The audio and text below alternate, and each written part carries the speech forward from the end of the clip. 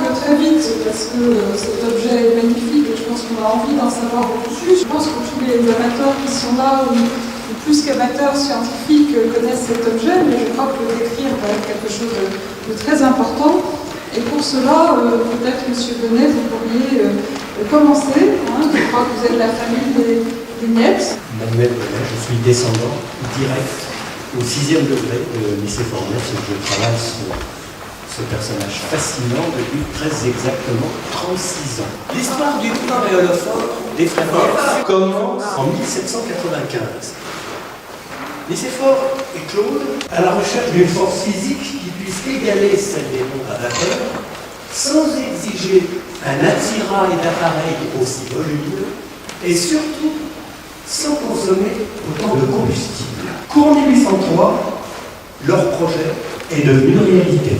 Le premier organe moteur qui, par la combustion ultra rapide d'un mélange carburant-comburant en vase clos, transforme en énergie thermique, puis motrice, l'énergie potentielle chimique du carburant. Le gros brutal propulse un bateau par réaction directe et carbure à la poudre de ligotron, autrement dit, sans laisser de résidus. Il remonte la Saône au rythme de 12 à 13 pulsations par minute, avec une vitesse à peu près double de celle du courant. À l'automne 1806, il présente la machine à l'Académie des sciences. Le rapport de Berthollet et Carnot sur ce nouveau principe moteur est à peine dévoilé que les journaux propagent la nouvelle aux 4 coins d'Europe. Outre-Manche, le pionnier de l'aéronautique, Georges Québec, y voit d'emblée un moteur léger pour la navigation aérienne.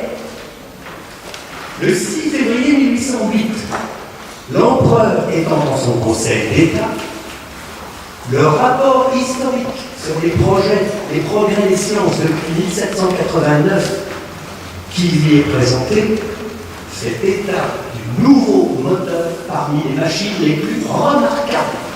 C'est une parfaite cohérence qu'il faut saluer dans l'intronisation, le mot n'est pas plus fort, du Pyréolophore au musée des arts et métiers. Les Niepce ont souhaité ce dépôt de machines, au moins parce que leur beau-frère, le mari de leur sœur aînée, travaillait quotidiennement aux côtés de l'abbé Grégoire, le fondateur du Conservatoire des Arts et Métiers.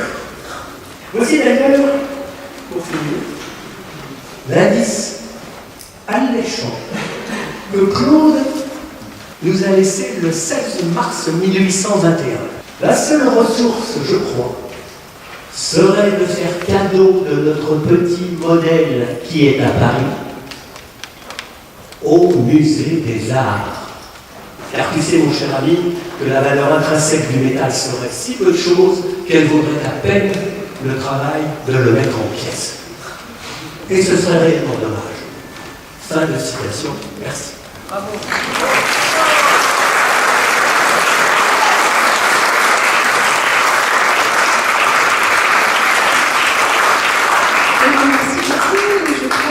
La chance, surtout aujourd'hui également, d'accueillir le président de l'Académie des sciences en la présence de M. Campbell. Chers collègues, mesdames et messieurs, c'est avec beaucoup de plaisir que j'interviens aujourd'hui au nom de l'Académie des sciences. Et je suis accompagné aussi par Olivier Pironneau, notre vice-président en relations internationales, et qui a préfacé le livre qui porte sur justement cet engin. Donc je suis très heureux d'être ici au nom de l'Académie des sciences et dans cette inauguration du pyréolophore. L'un des premiers moteurs, sinon le premier, donc moteur à explosion, imaginé par l'homme, et dans ce cas par les frères Niepce. Nous connaissons tous l'inventeur de la photographie, Nicéphore Niepce, mais un peu moins son frère Claude, c'était son frère aîné. Leur invention date du début du 19e siècle. Elle est présentée à l'Académie des sciences et analysée positivement par Lazare Carnot, parce qu'il y a plusieurs Carnot, et par Claude Louis Berthollet en 1806. Le prototype est démontré dès 1807 et un brevet est accordé par Napoléon Bonaparte. Par décret en juillet 1807. 1807, mais le brevet est du 3 avril 1807. 1807. Le pyréolophore fonctionnait au moyen de l'explosion d'un nuage de poussière de lycopode.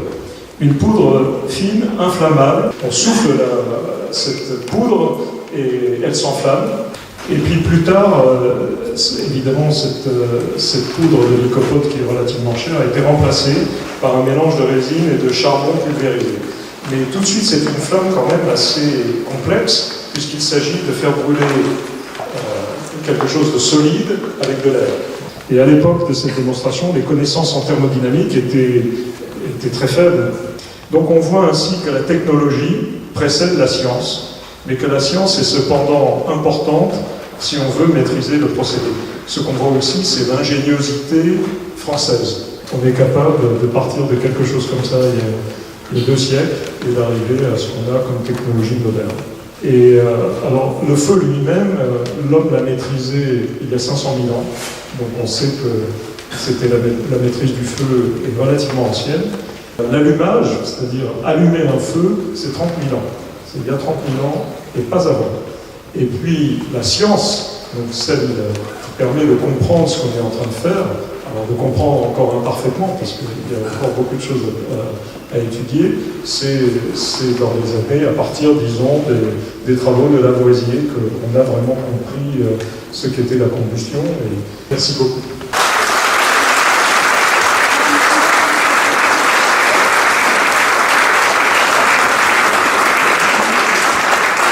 Monsieur Boulet, écoutez, je serais ravie que vous expliquiez comment vous avez construit ce modèle.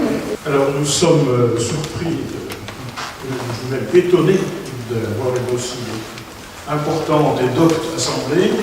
Je voudrais aussi souligner l'énorme énergie qu'a déployée Pierre-Yves Mahé de Speos, la maison Niepce, qui a piloté, dirigé, financé tout ce projet. Leur idée novatrice à l'époque, c'était de créer une explosion et d'utiliser l'énergie de cette explosion, bien sûr, pour propulser un bateau par réaction directe. On peut presque affirmer aujourd'hui que ce sont les inventeurs du réacteur.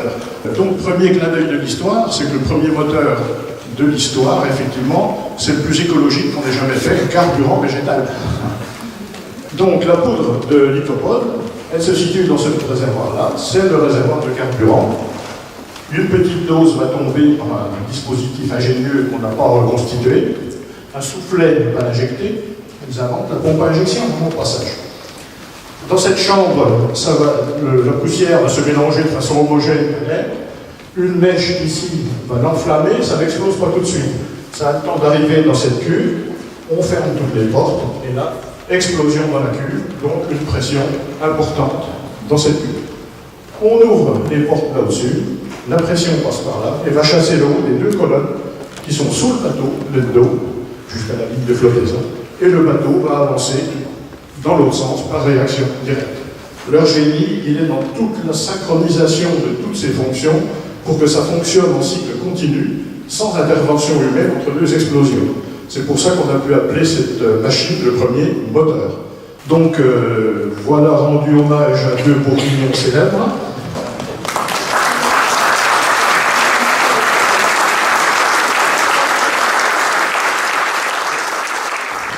Merci beaucoup pour cette description parfaitement pédagogique et très claire, même pour les gens qui ne connaissent pas la technique. Donc je trouvais que c'était fantastique.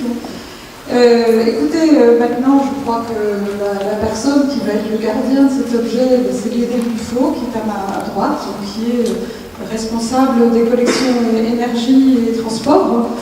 D'abord, merci à l'école Speos qui a mis en œuvre, financé et déposé ce modèle dans nos galeries. Et merci à tous les acteurs, M. Bonnet, M. Brulet, M. Pironneau, qui ont permis la réalisation de ce dépôt, qui sont passionnés et passionnants et qui ont permis de conclure une nouvelle page de l'histoire de ce moteur. Et donc on a la chance d'accueillir en dépôt ce très beau modèle en coupe. C'est ce qui le distingue de l'autre modèle du pyréolophore qui est présenté dans la maison Niepce en Saône-et-Loire. Le nôtre ici, celui qui est déposé dans nos murs a la particularité de présenter des coupes, ce qui est assez typique des collections du conservatoire, puisque ces collections servaient en grande partie au XIXe siècle, comme support de l'enseignement technique. Alors quelle place on va accorder à ce pyréolophore dans les galeries du musée? On a prévu de l'installer à l'entrée de la galerie, entre les deux portes, sous les auspices de Becquerel et de Savart. D'abord parce qu'il y a un traitement chronologique de la présentation des collections. C'est un modèle également qui va nous intéresser d'un point de vue plus intellectuel sur la démarche des frères Niepce.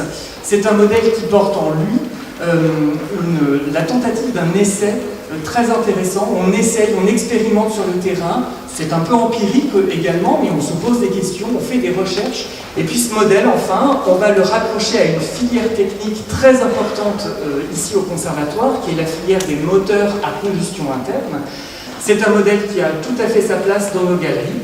Et donc, c'est un vrai plaisir ce soir. C'est un peu, je ne vais pas dire c'est la fête, les journées du patrimoine, c'était il y a 15 jours, mais voilà, c'est un peu une célébration. On est très très heureux de vous y accueillir ce soir.